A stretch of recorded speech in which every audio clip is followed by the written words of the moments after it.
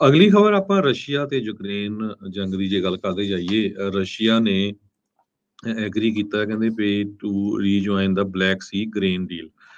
ਇਹ ਵੀ ਇੱਕ ਹੁਣ ਵੱਡਾ ਇਸ਼ੂ ਬਣਿਆ ਆ। ਪੁਟਿਨ ਨੇ ਇਹ ਕਿਹਾ ਸੀ ਵੀ ਮਾਸਕੋ ਆਪਣੇ ਰਾਈਟਸ ਨੂੰ ਰਿਜ਼ਰਵ ਕਰਦਾ ਆ ਵੀ ਅਸੀਂ ਜਿਹੜੀ ਗ੍ਰੇਨ ਡੀਲ ਆ ਯੂਕਰੇਨ ਦੀ ਉਹ ਤੋਂ ਬਾਹਰ ਨਿਕਲ ਜਾਈਏ। ਸਾਰਿਆਂ ਨੂੰ ਪਤਾ ਆ ਵੀ ਯੂਕਰੇਨ ਦੇ ਵਿੱਚ ਬਹੁਤ ਜ਼ਿਆਦਾ ਕਣਕ ਹੁੰਦੀ ਆ ਤੇ ਉੱਥੋਂ ਬਾਹਰਲੇ ਮੁਲਕਾਂ ਨੂੰ ਐਕਸਪੋਰਟ ਹੁੰਦੀ ਆ। ਸੋ ਇਹਨਾਂ ਨੇ ਈਵਨ ਲੜਾਈ ਦੇ ਦੌਰਾਨ ਇੱਕ ਐਗਰੀਮੈਂਟ ਕੀਤਾ ਸੀ ਵੀ ਅਸੀਂ ਜਿਹੜੀ ਆ ਸ਼ਿਪ ਆ ਜਿਹਦੇ ਵਿੱਚ ਜਾਂਦੇ ਆ ਗ੍ਰੇਨਸ, ਵੀਟ ਜਾਂਦੀ ਆ, ਉਹਨੂੰ ਨਹੀਂ ਰੋਕਾਂਗੇ। ਜੀ ਤੇ ਹੁਣ ਰਸ਼ੀਆ ਦੇ ਪ੍ਰੈਜ਼ੀਡੈਂਟ ਵਲਾਡੀਮੀਰ ਪੁਟਿਨ ਨੇ ਇਹ ਕਹਿਤਾ ਵੀ ਸਾਡਾ ਹੱਕ ਹੈਗਾ ਆ, ਅਸੀਂ ਕਿਸੇ ਟਾਈਮ ਵੀ ਉਸ ਡੀਲ ਤੋਂ ਬਾਹਰ ਨਿਕਲ ਸਕਦੇ ਆ। ਸੋ ਜੇ ਇਦਾਂ ਦੀ ਗੱਲ ਹੁੰਦੀ ਆ ਉਹਦੇ ਨਾਲ ਦੁਨੀਆ ਦੇ ਕਈ ਮੁਲਕਾਂ 'ਚ ਭੁੱਖਮਰੀ ਵੀ ਜਿਹੜੀ ਆ ਬਣ ਸਕਦੀ ਹੈਗੀ ਆ।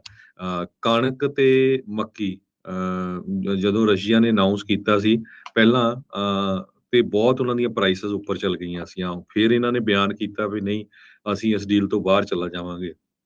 ਪਰ ਕੁਝ ਮਿੰਟ ਪਹਿਲਾਂ ਅੱਜ ਫਿਰ ਇਹਨਾਂ ਦਾ ਬਿਆਨ ਹੁਣ ਆਇਆ ਵੀ ਅਸੀਂ ਕਣਕ ਤੇ ਜਿਹੜੀ ਕਾਰਨ ਆ ਉਸ ਦੇ ਸੰਬੰਧ ਦੇ ਵਿੱਚ ਬਲੈਕ ਸੀ ਗ੍ਰੇਨ ਡੀਲ ਦੇ ਵਿੱਚ ਫਿਰ ਦੁਬਾਰਾ ਕੀ ਇੱਕ ਤਰ੍ਹਾਂ ਦੇ ਨਾਲ ਐਗਰੀ ਕਰਾਂਗੇ ਤੇ ਫਿਰ ਇੱਕ ਟਾਈਮ ਜੋ ਕਣਕ ਆ ਤੇ ਜੋ ਮੱਕੀ ਆ ਉਸ ਦਾ ਭਾਅ ਥੋੜਾ ਜਿਹਾ ਥੱਲੇ ਨੂੰ ਗਿਆ ਹੈਗਾ ਆ। ਸੋ ਸਿਚੁਏਸ਼ਨ ਕਾਫੀ ਟੈਂਸ ਹੈ। 1 ਘੰਟੇ ਤੇ ਇੱਕ ਸਟੇਟਮੈਂਟ ਆਉਂਦੀ ਆ, ਦੂਜੇ ਤੇ ਦੂਜੀ ਆਉਂਦੀ ਆ।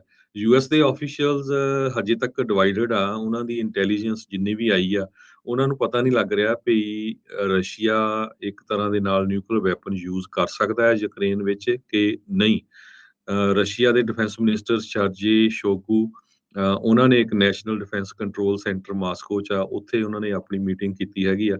ਤੇ ਯੂਐਸਏ ਵਾਲੇ ਵੀ ਪੂਰੀ ਤਰ੍ਹਾਂ ਤਿਆਰ ਹੈਗੇ ਆ ਵੀ ਪਤਾ ਨਹੀਂ ਕਿਹੜੇ ਟਾਈਮ ਦੇ ਉੱਤੇ ਕੀ ਕਰ ਸਕਦੇ ਹੈਗੇ ਆ। ਯੂਐਸਏ ਨੇ ਨਾਰਥ ਕੋਰੀਆ ਨੂੰ ਅਕਿਊਜ਼ ਕੀਤਾ ਆ ਵੀ ਤੁਸੀਂ ਸੀਕ੍ਰੇਟਲੀ ਜਿਹੜੇ ਆ ਸਪਲਾਈ ਕਰ ਰਹੇ ਆ ਆਰਟਿਲਰੀ ਸ਼ੈਲਸ ਰਸ਼ੀਆ ਦੇ ਲਈ।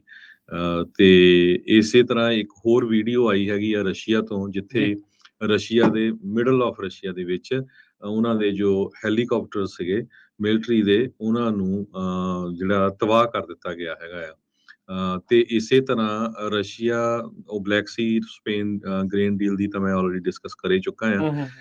ਤੇ ਰਸ਼ੀਆ ਨੇ ਆਪਣੇ ਜਿਹੜੇ ਸਿਟੀਜ਼ਨਸ ਆ ਉਹਨਾਂ ਨੂੰ ਕਹਿੰਦੇ ਪਈ ਪਾਰਸ਼ਲੀ ਮੋਬਿਲਾਈਜ਼ ਕੀਤਾ ਹੈਗਾ ਆ ਜੰਗ ਦੇ ਵਿੱਚ ਜਾਣ ਦੇ ਲਈ।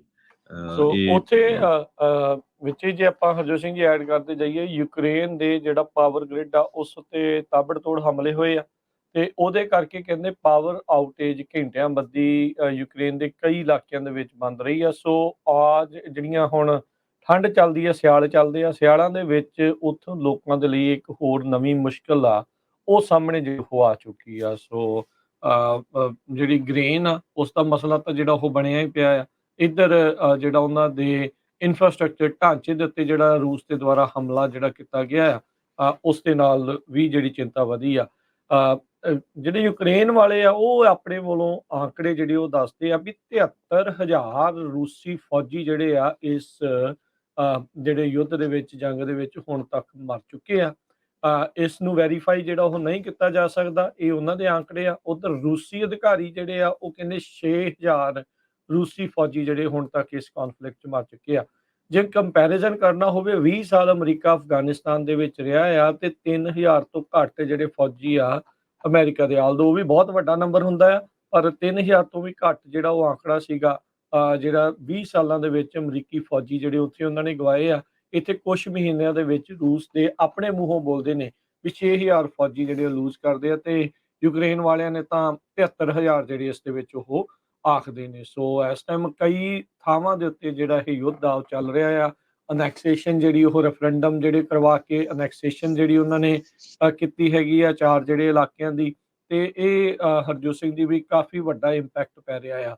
ਹੁਣ ਰੂਸ ਦੇ ਉੱਤੇ ਸ਼ਿਕੰਜਾ ਕੱਸਣ ਦੇ ਲਈ ਆਰਥਿਕ ਤੌਰ ਦੇ ਉੱਤੇ ਮੋਸਟਲੀ ਕਰ ਸਕਦੇ। ਹੁਣ ਸਿੱਧਾ ਤਾਂ ਰੂਸ ਦੇ ਨਾਲ ਕੋਈ ਵੀ ਮੁਲਕ ਹੋਰ ਨਹੀਂ ਲੜ ਰਿਹਾ। ਗਲੋਬਲ ਇੰਪੈਕਟ ਦੇ ਵਿੱਚ ਬ੍ਰਿਟੇਨ ਦੇ ਦੁਆਰਾ 4 ਹੋਰ ਜਿਹੜੇ ਅਮੀਰ ਰਸ਼ੀਅਨ ਸੀਗੇ ਓਲੀਗਾਰਕਸ ਜਿਨ੍ਹਾਂ ਨੂੰ ਆਖਿਆ ਜਾਂਦਾ ਆ, ਉਹਨਾਂ ਦੇ ਉੱਤੇ ਵੀ ਜਿਹੜੀ ਆ ਸੈਂਕਸ਼ਨਸ ਆ ਉਹ ਲਾ ਦਿੱਤੀਆਂ ਗਈਆਂ ਹੈਗੀਆਂ। ਜ਼ੇਲੈਂਸਕੀ ਨੇ ਇੱਕ ਵਾਰੀ ਫਿਰ ਮੰਗ ਕੀਤੀ ਆ ਵੀ ਯੂਕਰੇਨ ਦੇ ਲਈ ਜਿਹੜੀ 에ਅਰ ਸ਼ੀਲਡ ਆ, ਉਹ ਉਹਨਾਂ ਨੂੰ ਜਿਹੜੀ ਉਹ ਦਿੱਤੀ ਜਿਹੜੀ ਉਹ ਜਾਵੇ। ਸੋ ਇਹ ਹੁਣ ਅੱਗੇ ਦੇਖੋ ਕੀ ਜਿਹੜਾ ਇਸ ਦੇ ਵਿੱਚ ਬਣਦਾ ਆ। ਰੂਸ ਨੇ ਪੁਤਿਨ ਦੇ ਦੁਆਰਾ ਪਿਛਲੇ ਮਹੀਨੇ ਦੇ ਵਿੱਚ ਇਸ ਗੱਲ ਦੇ ਉੱਤੇ ਬੜਾ ਜ਼ੋਰ ਜਿਹੜਾ ਉਹ ਦਿੱਤਾ ਸੀਗਾ, ਬਾਰ-ਬਾਰ ਧਮਕੀਆਂ ਦਿੱਤੀਆਂ ਦੁਨੀਆ ਭਰ ਨੂੰ ਵੀ ਪਰਮਾਣੂ ਹਥਿਆਰਾਂ ਦੀ ਵਰਤੋਂ ਉਹ ਕਰ ਸਕਦੇ ਆ। ਪਰ ਬਾਅਦ ਦੇ ਵਿੱਚ ਉਸਨੇ ਇਸ ਚੀਜ਼ ਤੋਂ ਯੂ ਟਰਨ ਮਾਰਦੇ ਹੋਏ ਜਿਹੜੀ ਕਿ ਚੰਗੀ ਗੱਲ ਆ ਵੀ ਭਾਈ ਵੀ ਕਹਿੰਦਾ ਵੀ ਸ਼ਾਇਦ ਇਸ ਦੀ ਜਿਹੜੀ ਉਸਨੂੰ ਲੋੜ ਨਾ ਪਵੇ।